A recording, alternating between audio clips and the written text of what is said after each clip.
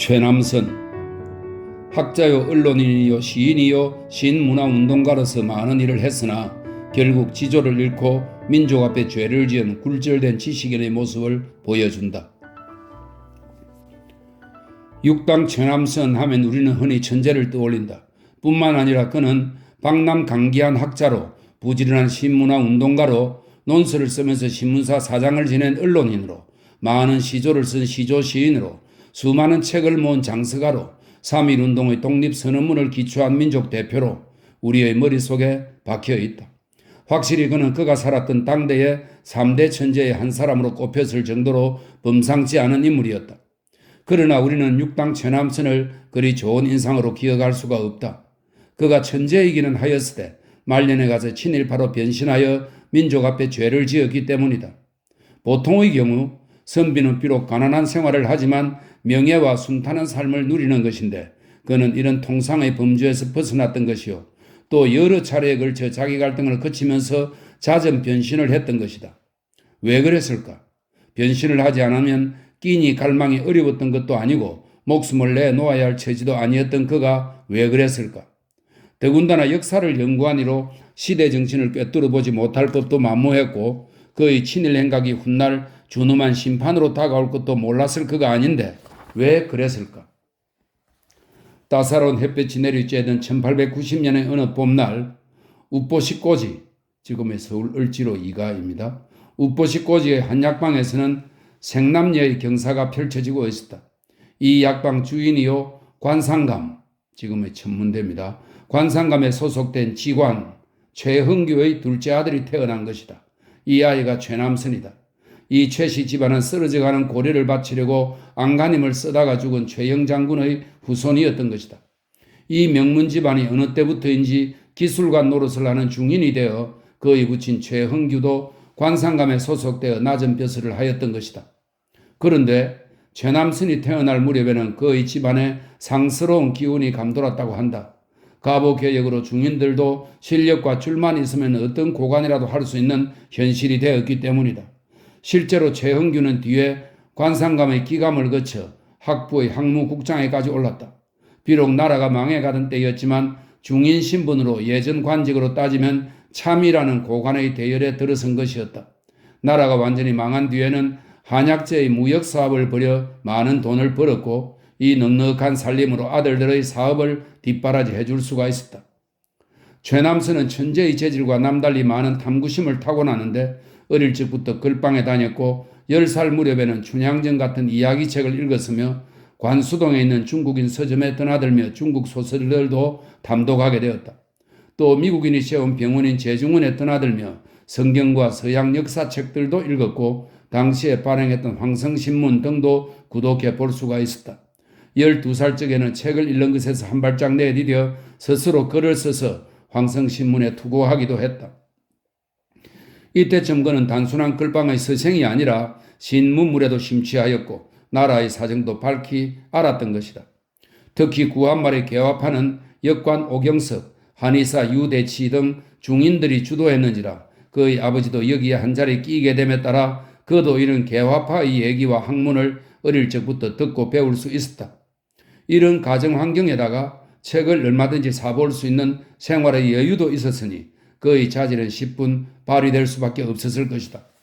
아무튼 그는 더 발전하여 13살 적에는 일본인이 경영하는 경성학당에 입학하여 일본 말을 배웠고 이 일본 말을 미천으로 조일신문을 구독하기도 하였다.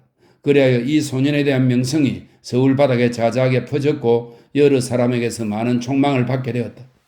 그의 나이 15살인 1904년 대한제국 황실에서는 50명의 고관 자제를 뽑아 일본에 보내어 신문물을 익히게 하였다. 여기에 뽑히는 것은 높은 신분이어야 하면 물론 부모의 배경도 있어야 했다. 소년 최남선은 여기에 들었다. 그래야 일본으로 건너가 동경 부립-제1중학교에 입학했다. 그는 소년 반장으로 뽑혀 활약하면서 일본의 신문물을 익히는 한편으로 최인 같은 친구들을 사귀게 되었다. 그때 최인과의 만남은 큰 뜻을 지니고 있는 것이었다. 최인은 함흥 출신으로 조선시대에 소외된 처지였으나 그의 아버지가 중앙에 나와 고관을 지냈고 또 든든한 부자인 덕분으로 여기에 뽑혔던 것인데 가정 배경이나 현실 조건이 최남선과 너무나 비슷했다. 뿐만 아니라 둘은 이때 만난 이후 너무나 비슷한 길을 걸었다. 우선 이 둘은 일본 학교에 입학하여 신문물도 제대로 배우지 못하고 있을 적에 일본인 교장으로부터 조선민족은 열등하여 교육을 시킬 필요가 없다는 따위의 말을 듣자 붕괴하여 항의 스트라이크를 일으켰고 그로 인하여 주동자로 몰려 다른 조선인 학생들과 같이 퇴학을 당했다. 퇴학을 당하고 나서 최인은 그대로 일본에 머물렀으나 최남선은 고국으로 돌아왔다. 유학을 떠난 지 석 달 만의 일이었다. 귀국하여 그는 사춘기의 소년으로 일본을 배격하는 글을 썼다. 1905년 이른바 을사조약이 맺어지던 해였다. 그는 조약이 맺어지기 직전 베일의 글을 황성신문에 투고하였는데 그 내용이 문제가 되어 한 달간 잡혀가 구류를 당했다. 이것이 그의 일생의 최초의 필화 사건이 되었다. 1906년 그는 17살 때 두 번째로 일본으로 건너가 와세다 대학 역사 지리과에 입학하였다. 요 관로 속에 설명이 있습니다. 3.1운동 때 잡혀 신문을 받을 때에는 배울 것이 없어 입학하지 않았다고 하였다. 그러면서 유학생 회고의 편집을 맡기도 했다. 여기에서 그는 이광수를 만나게 된다. 이 이광수와 육당, 최인이 나중에 친일한 삼거두가 되었으면 운명의 장난일까. 아무튼 이들은 열렬히 학보같은 출판물에 글을 쓰면서 나라 잃은 학생으로서 민족의식을 고취하였다. 그러나 여기서 또 유학생들의 모의 국회에서 불온한 사상을 고취했다고 하여 다른 한국인 학생들과 함께 퇴학을 당한다. 학교와는 인연이 없었던 셈이다. 또 설명이 있습니다. 학교에 더 이상 다니지 못하였으나 나중에 그는 대학의 강사와 교수를 맡게 된다. 그는 학교에 다니지는 않으면서 동경에 남아 출판 사업을 일으킬 준비를 서둘렀다. 그의 말에 따르면 청년들의 계몽과 국민정신을 진작시키기 위해서였다. 이로 보아 그는 무력 독립항쟁보다는 그의 지식을 활용하여 문화운동을 택하려고 했던 듯하다. 어쨌든 그는 아버지에게 자금 지원을 요청해 거금으로 인수의 기계를 사들이고 일본인 기술자까지 고용하여 귀국하게 된다. 그래야 우포시 꼬지의 한약방에다가 이 기계를 차려놓고 신문관이라는 출판사를 차렸다. 그때 그의 나이 18이었다. 그만한 또래의 부잣집 아이들이 동경에서 기생이나 끼고 한창 질타한 놀이에 빠져 있을 적에 그는 이 일을 벌였으니 비록 칼과 총으로 일제 침략에 대항하지는 않았지만 그의 계획과 의지에 칭찬을 올릴지언정 나무랄 일은 아니었다. 그 뒤 그는 잡지 소년을 창간했고 조선 광문회를 만들어 조선의 편찬을 시작했으며 싼값으로 일반에게 보급시키기 위해 육전소설을 내는 등 많은 책을 찍어냈다. 또 그 자신 많은 글을 지어냈고 안창호 밑에서 여기저기에 강연을 하러 다녔으며 아이들 보이를 통해서 소년들의 민족의식을 고취해 나왔다. 자그마치 12회에 걸쳐 이런 일에 몰두하는 동안 때로는 판금을 당하기도 했고 때로는 찍은 책을 몰수당하기도 했다. 그러는 사이 나라가 완전히 제국주의 일본에 넘어가 많은 지사들이 투옥되거나 죽임을 당하거나 동북 만주나 상해로 가서 무력 항쟁을 벌이는 사태가 벌어졌는데 그는 여기에 조금도 개의치 않고 글을 잘 쓰는 문사로서 해박한 학자로서 기반을 착실히 다져나갔다. 따라서 그의 명성은 온 장안에 울려 퍼지게 되었다. 1919년 봄 나라 안팎의 정세에 힘입어 국내 인사들 위주로 일대 시위운동이 준비됨에 따라 그에게도 일거리가 하나 주어졌다. 그의 문장력을 높이사 독립선언문을 작성케 한 것이다. 그는 웅혼한 문장으로 이 선언문을 지었다. 그러나 정작 민족 대표의 서명 차례가 오자 학자로 남겠다는 뜻을 비추면서 이를 거부했다. 그 말고도 김성수는 사업을, 송진우는 언론을, 현상류는 교육을 핑계대고 서명에 끼이지를 않았다. 그가 작성한 독립선언문은 뛰어난 한문토의 문장으로 이루어졌고 그때로서는 참신한 감각을 지닌 용어가 구사되었다. 그러나 일제 침략에 저항하는 독립선언문으로서는 지나치게 온건하였고 또 지나칠 정도로 비폭력을 내세웠다. 이에 이 선언문을 맨 처음 비판하고 나선 것이 한용운이었고 오늘날에 와서도 그 온건한 내용과 함께 어려운 문투가 민중의 가슴에 전달되지 못했다는 약점을 지적받고 있다. 그는 이걸 말고도 일본 정부에 대한 통고, 윌슨 미 대통령에게 보내는 의견서, 파리 강화회의에 보내는 메시지 등의 공식 문서를 썼는데 오늘날 이것들도 한결같은 비판을 받고 있다. 그는 이 사건으로 일제의 경찰에 의해 삼각동 자택에서 체포되었는데 경찰과 법정의 신문 과정에서 민족 자결은 이상에 불과하다는 둥, 선언문은 내가 썼다는 것을 결코 말하지 말아달라고 대표들에게 부탁했다는 둥, 대표들과는 동지가 아니다는 둥, 나는 학자로 남을 결심으로 해외 망명지사들과 연락도 아니했다는 둥, 너무나 책임 없는 말들을 했다. 나약한 지식인의 모습을 드러내 보인 것이다. 그의 이런 미지근한 태도는 그가 쌓아놓은 명성의 탑을 하루아침에 와르르 무너뜨렸다고 볼 수 있다. 어쨌든 그는 3.1운동 대표 48인의 한 사람으로 2년 6개월의 징역형을 언도받았고 복역을 한 지 10석 만에 가출옥으로 석방이 되었다. 왜 일제는 그에게 형기를 다 채우지 않고 내보냈던가? 여기에는 그만한 까닭이 있었다고 보아야 한다. 사실 3.1운동 후 부임해온 최등실 총독은 겉으로는 문화 통치를 내세우고 조선일보, 동아일보의 창간을 허락하는 따위로 온건정책을 펴는 한편으로 음흉한 계획을 짜 이른바 민족주의 세력을 매수하는 공작을 펴고 있었던 것이다. 그러니까 명망이 있는 민족주의 인사들을 회유하거나 매수하거나 공갈과 협박을 동원하여 한편으로는 민족주의 노선의 분열을 꾀하고 한편으로는 민족주의자들을 이용하려 들어 우선 손병희를 비롯하여 송진우, 최인, 최남선 등 민족주의 우파들을 가출옥시켰고 계속해서 이들에게 검은 손을 뻗쳐나갔다. 이것은 바로 세차게 뻗어나는 항일 노선을 누그러뜨리고 해외에서 활동하는 독립투사들의 활동에 국내인의 호응을 줄이려는 술책이었다고 볼 수 있겠다. 감옥에서 나와 그는 주간지 동명을 창간하는가 하면 이를 발전시켜 일간신문 시대일보를 발행하는 등으로 사업을 벌여나가면서 대일투쟁의 온건 노선을 고수했다.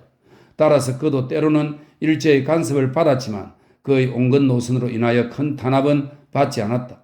그런데 일제가 조선민족은 아직 열등하여 독립을 누릴 자격이 없다는 것을 교묘하게 늘어놓은 이른바 민족 개량주의를 선전해대는 바람에 그만 거기에 걸려들고 말았다. 그 말고도 그의 친구 이광수, 최인이 다 여기에 걸려들고 말았다. 일제로서는 기왕에 내놓은 친일파를 동원해 보아야 별반 영향을 끼치지도 못할 터이니 한때 민족운동을 벌였던 이들이야말로 이용 가치가 있었던 것이다.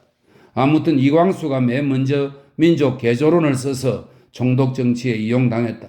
이어 최남선도 민족 민시론을 발표하여 간접적으로 여기에 동조했다. 최인이 천도교를 친일 의용으로 돌리기에 온 힘을 쏟고 있을 때였다.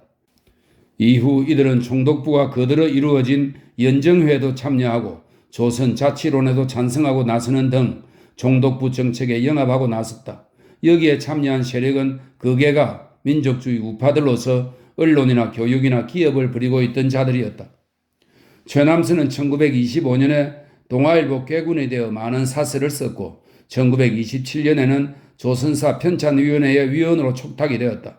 동아일보에 발표된 글들은 당군의 정신을 말하고 백두산의 혼을 이야기하는 것들로 민족의 유래와 역사를 말하는 것이었고 조선사 편찬위원회에서 한 일은 일제가 조선의 역사를 전해들 구미에 맞추어 만드는 일에 협조하는 것이었다. 이렇게 그는 1920년대와 30년대를 보냈다. 그의 옛 동지들인 한용운, 정인보 등은 그를 죽은 사람으로 쳐서 상대도 하지 않았지만 그는 줄기차게 그들을 찾아다니기도 했다. 그는 분명 친일파라는 이름에 고뇌하고 있었으면 사실이었던 것 같다. 그리하여 1938년에는 이런 갈등과 고뇌를 털어버리려는 듯 만주로 떠나갔다. 그곳에서 그는 일본의 괴뢰신문인 만몽일보의 고문이 되었다. 이듬해에는 또 우리의 독립투사들을 무수히 잡아들여 고문과 사륙을 감당하던 일본 관동군이 세운 건국대학의 교수로 취임했다. 이 일로 그는 많은 월급을 받았다. 이것은 월급이라기보다도 매수 자금에 해당되는 것이었다. 이광수가 동아일보 논설위원으로 있을 적에 받은 월급이 300원. 설명이 있습니다. 역사학자 강동진은 일제의 한국 침략 정책사에서 이 돈을 1980년의 물가 가치로 환산하면 450만 원으로 대비되나 실질 가치는 더 높다고 했다. 설명이 있습니다. 이광수의 월급이 300원이었으니 그가 받은 월급 액수가 어느 정도였는지는 대충 짐작이 간다. 그 뒤 그는 일제의 공작에 더욱더 휘말려 들어갔다. 그리하여 그들에게 농락을 당하면서 발을 뺄 수 없을 정도로 수렁 속에 깊이 빠져버렸다.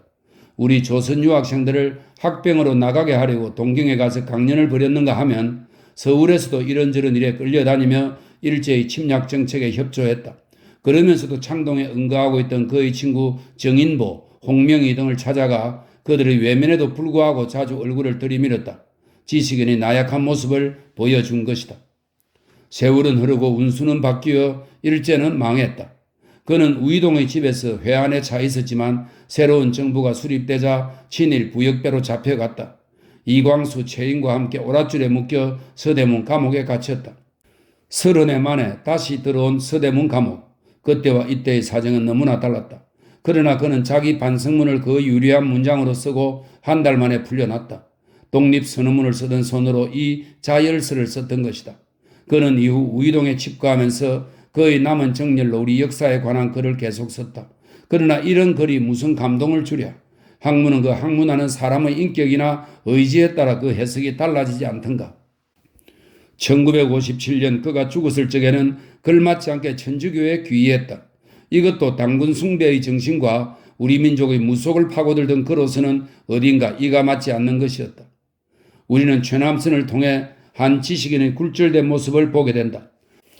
그 모습은 바로 우리 자신의 모습일 수도 있기에 글을 쓰는 이도 한편으로는 옷깃이 염해지고 한편으로는 가슴이 떨린다.